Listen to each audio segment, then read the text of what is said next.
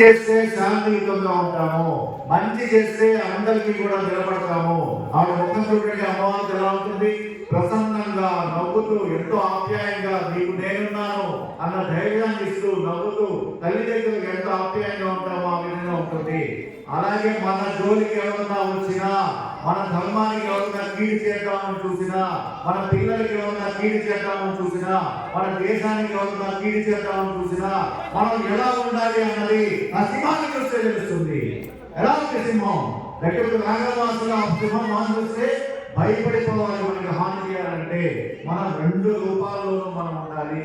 శాంతియుతంగా ఉండాలి, మంచికి మంచిగా ఉండాలి. చెడు చేయాలనుకున్న వాడికి ఆ సింహాల్లాగా దూరం నుంచి వాళ్ళని భయపెట్టి మా దగ్గరకు వచ్చారంటే జాగ్రత్త అన్న విధంగా మనం బలవంతం కావాలి, ఐకమత్యంగా ఉండాలి.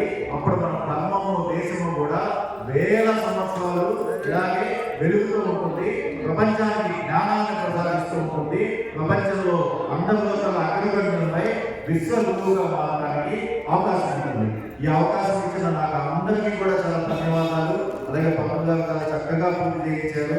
అలాగే బాలరాజు గారు కూడా మాకు సపోర్ట్ చేశారు, దేవుడి గారు. అలాగే మా హిందూ సేవా సమితి సభ్యులు ఇక్కడ భారతి, వేదిక, తులసి వాళ్ళందరూ కూడా మాకు ఎంతో సపోర్ట్ చేశారు. సో మీ అందరి కాలనీ వాసులందరికీ మరొకసారి ధన్యవాదాలు చెప్పుకుంటున్నాను. మళ్ళీ మీ మధ్యలో మీరు చేసిన అవకాశం భగవంతుడు మాకు ఇవ్వాలి అని చెప్పి కోరుకుంటున్నాను. అందరం గట్టిగా ఒకసారి చెప్తాం. జై శ్రీరామ్, జై శ్రీరామ్, జై శ్రీరామ్.